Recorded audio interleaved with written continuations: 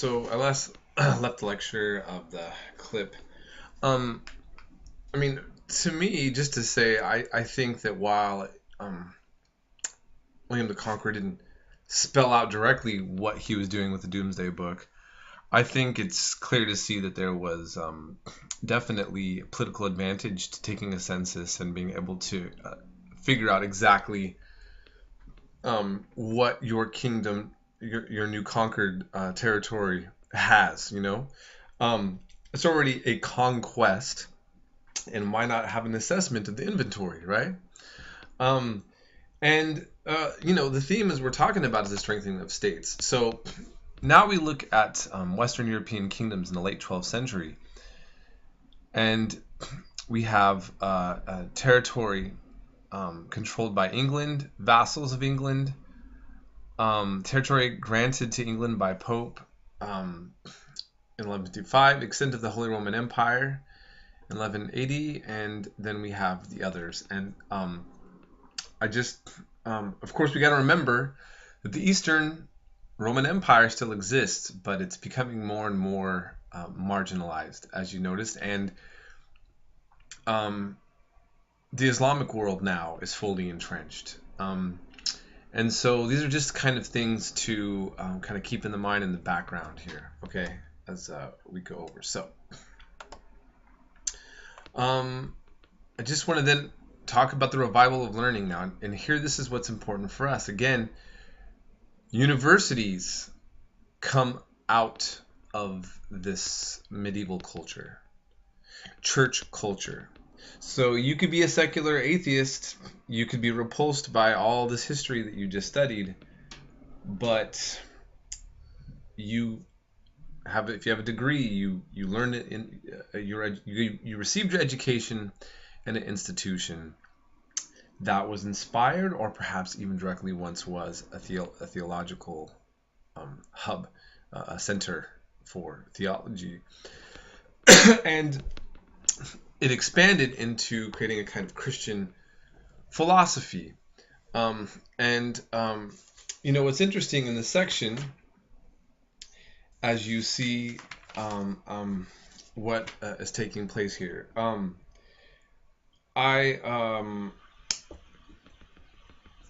so if you look at their works, they really come off strongly as philosophical. Okay, and I mean, what is a professor? You call me Professor Pollock. It came from the term. You notice here it says teachers were clergymen, and they professed a religion. So the secularization of Europe and then later America comes at the base of a theocratic world order. I think that's very interesting, and I just want you to kind of focus on that and just kind of soak that in.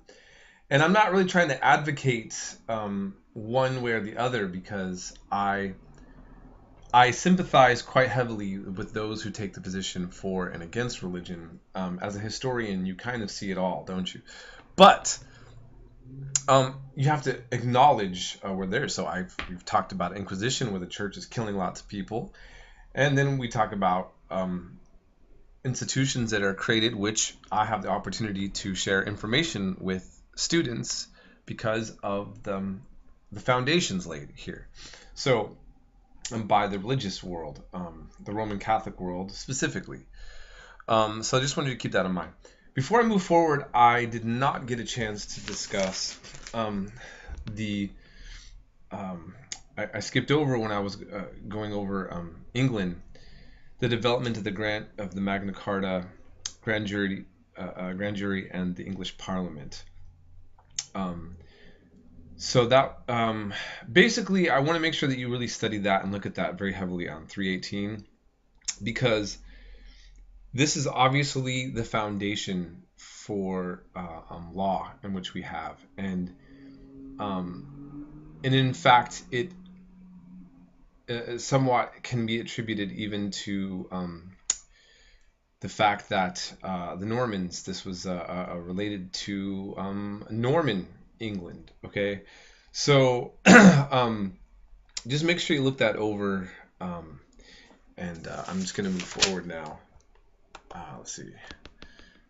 So we have a revival of learning. I want to talk again more about the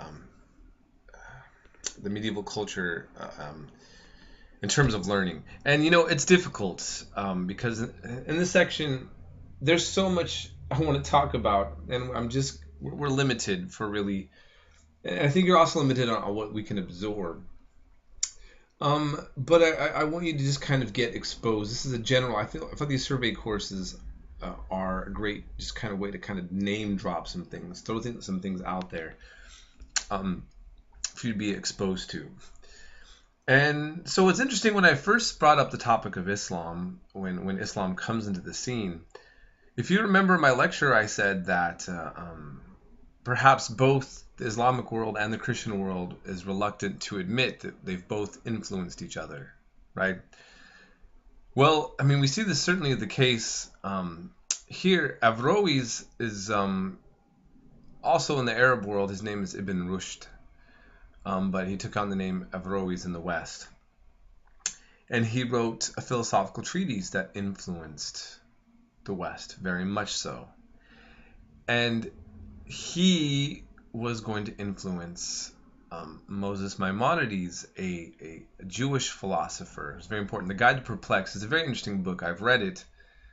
It's a very interesting read. It's when you see that they're taking Aristotle, and that's what Averroes was doing, Ibn Rushd, and applying it to their theology, and trying to address issues that they kind of foresee that the philosophical world, the critics, will be setting forth.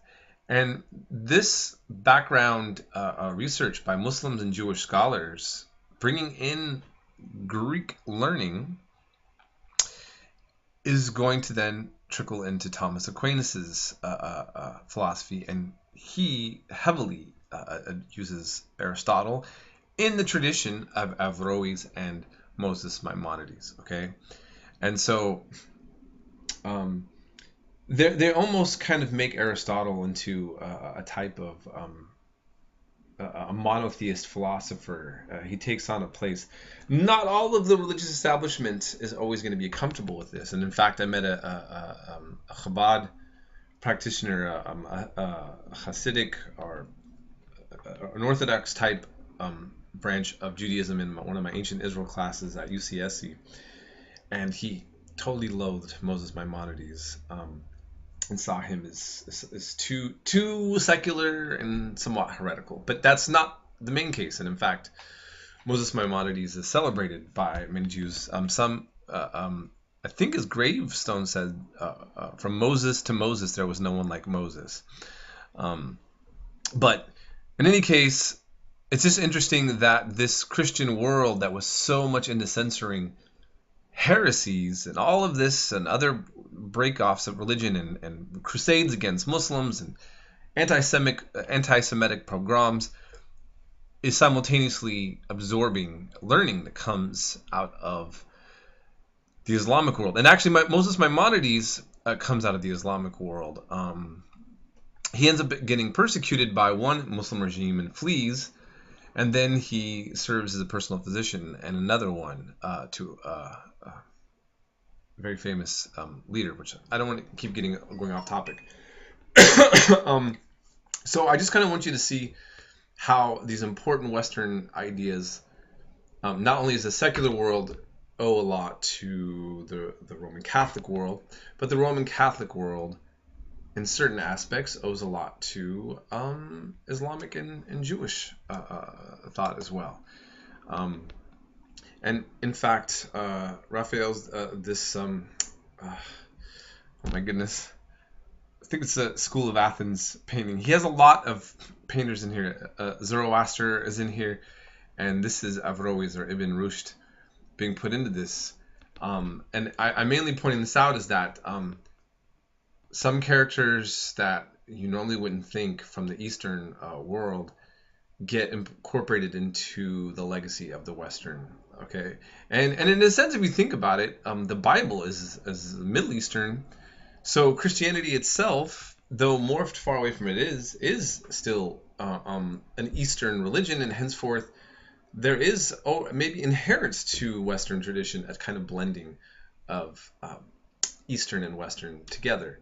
Um, so, okay, I'll move on from that, and just also even entertainment. They talked about courtly love and the troubadours and chivalry. As your textbook mentions, this also comes from heavily influenced by Arabic love poetry and Arab mysticism. In the Arab world, it might surprise you, but poetry is, or should I say, by not just the Arab world, the Islamic world in general, poetry is very much celebrated. Love poetry, you'll find much more of than religious poetry, and many of the religious poetry is set displaying religious passion. It's kind of like the Song of Songs in the Bible, where it sounds like a poem from a lover to someone that they love, but it's God and the person. And so nafs in Arabic is a female, feminine. It's the word for soul or the body. So the female self enraptured with God, the ultimate, the beloved. Okay, and so this then gets incorporated, these kind of influences into medieval culture. Um, and then we just have a rise of these amazing architecture, despite the fact that it was very costly.